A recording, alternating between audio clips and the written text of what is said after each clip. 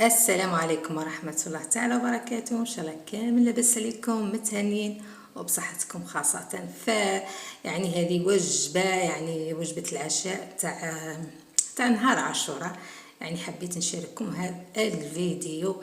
فدرت هنايا الروز، يعني كنت طبختو شويه، ضفت له جميع التوابل، عرق الاصفر، يعني التوابل اللي تحبيها نتيا. ضفت معها الرند والزيت وخلطتهم مع بعضها. واش نضيف او قصدي هنا عندي الدجاج، يعني كنت نقيته ودرت نفس التوابل مع الزيت مع الرند ثوم البصله، يعني كلش. حتى سمحوا لي الروز راني ما قلت لكمش باللي نفس الشيء فيه شويه تاع الثوم، اكيد الثوم يعني يزين الدجاج ويزين الرز. وضفت شويه بصله، مش حاجه كبيره. شوف هنا راح ندخل ذاك الرند وذاك الثوم وذاك التوابل وهذيك الخلطه الجميله. فراح ندخلها كامل في هذاك الدجاج. يعني بعد ما تنقي كامل الدجاجه تاعك تخليها شويه تنشف، ونبداو نضيفو في ذيك الخلطة اللي هي الرز مفور ومع التوابل كامل، زائد الثوم وزائد البصلة زائد الرند شوية تاع الزيت. فهاد الحوايج دائما راها اختيارية، يعني واش تحبي ديري واش تحبي تضيفي ضيفي. يعني هذه الطريقة يعني كانوا ناس بكري يديروها، فهمتوا؟ وانما دخلت عليها شويه تغيير. دوكا نفهمكم وشن هي التغيير اللي دخلت عليها. حاجه معروفه، مش حاجه تعرفون نشتي نبداها لكم بالخلايا. فشوف عندك هذاك الروز ديري كامل في هذاك الدجاج كما قلت لكم، ونبدا نخيط في هذاك الدجاج بالخيط والابره والخيط عادي، الخيط تاع الدار اللي عندك اللي نخيطوا به القش. يعني 2 إلى 4 مرات او 3 مرات ودخليه في الابره نتاعك وابداي خيطي. شوفي يا اخي كاين من الاسفل، يعني سمحوا لي، كاين واحد نلقاو هاك واحد الجلده هاك، هذيك لازم تنحيها وتخيطي. شوفوا هنا البنات كما راني نوري لكم، خيطوها هاك بالعرض وزيدوا خيطوها من الفوق، يعني من جهه الرقبه كما يعني الصوره راها باينه واش راني نقول لكم.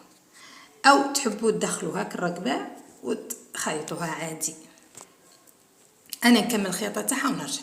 شوفوا البنات هنا اطفالي الضوء تاع الكاميرا معليش راه واضحه الصوره. بعد ما خيطتها وشديت يعني الارجل تاعها اللي هما الافخاذ، نبدا نطعن فيها. اقريسيها مليح، اطعنيها طعانات وما طعانات. شوفوا البنات هنا ناس بكري كانوا يطبخوها في الماء، انا درتها في الكيكوطه وسكرت عليه. شوفوا بعد ما كملت خرجتها من الكيكوطه، شوفوا كيفاش خرجت. هنا اقليتها عادي. بعد ما تخرجيها من الكيكوطه تاعك وعسوها البنات، انا هنا راها تفتت لي، يعني طولت لها شويه المده، راها شويه تفتت، يعني طابت ياس. صدقوني يا البنات والله طيب لكم روعه. وانما مرة على مرة افتحوا الكيكوطة وشوفوها، ما تخلوهاش تتفتت، او عسوها بلا ما تفتحي الكيكوطة عسيه. فشوفوا هنا راها شوية يعني طيبتها ياسر، شوية راها مفتة، اسمحوا لي معليش.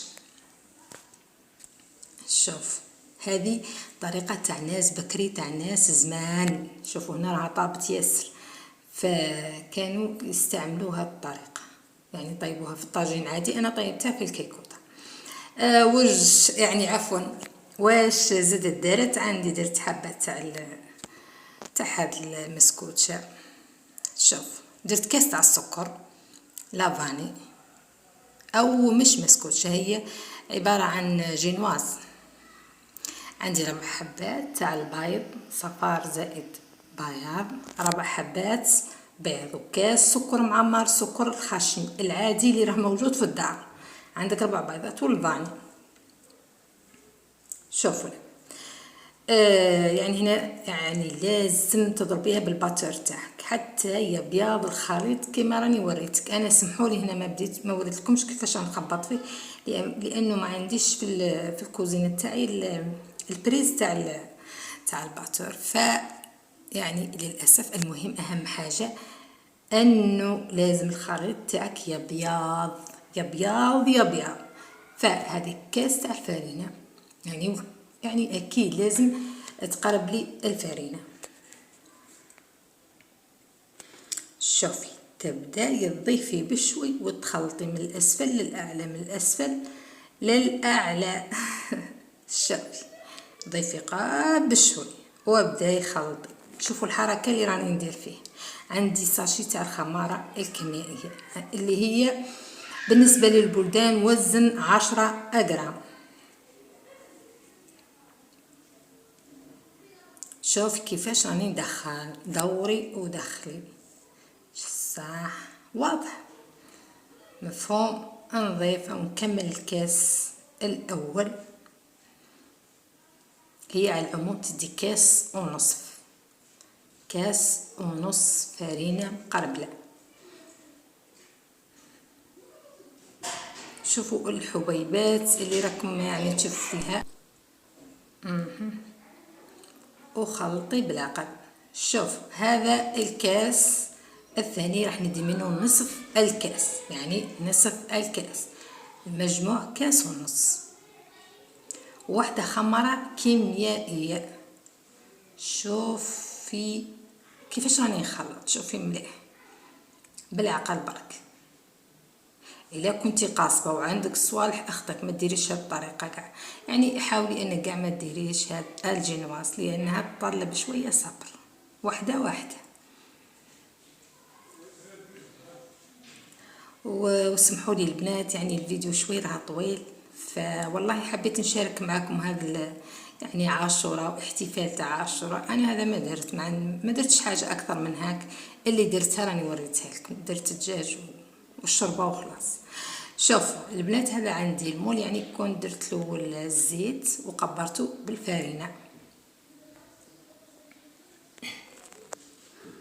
وتبداي تهبطي في داك الخليط وماذا بك تطلعي، يعني تطلعي الطبسي تاعك الفوق كيما راني ندير هنا. شوف طلعي الطبسي تاعك الفوق باش تجيك يعني يجيك متجانس الخليط في المول.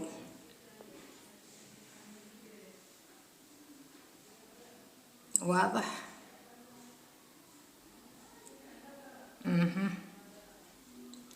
راح نفرق كامل هذاك الخليط وما تخليش في الطبسي. يعني كمليها.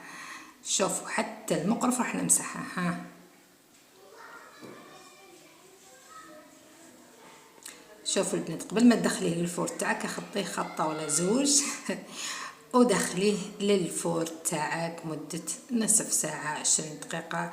يعني المهم انك عفوا اهم حاجه في الطياب انه ما يعودش الفور عالي جدا، يعني 170 160 يعني هذه اكثر حاجه.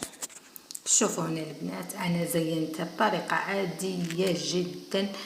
فهنا عندي حبه تاع الخوخ وحبه تاع البرقوق والكريمه الشونتيي وحبه تاع البنان، وهذيك راها كريمه اللي تجي في الفلون، الساشي هذيك اللي تجي في الفلون، فتقدري تخدميها روحك عادي.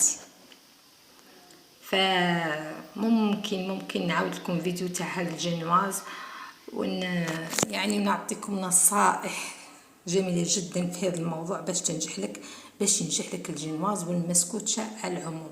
فممكن راح نعاود الفيديو هذا. فاكيد ما تنساوش دعمي بالاشتراك وباللايك، دعموني وديروا لي لايك.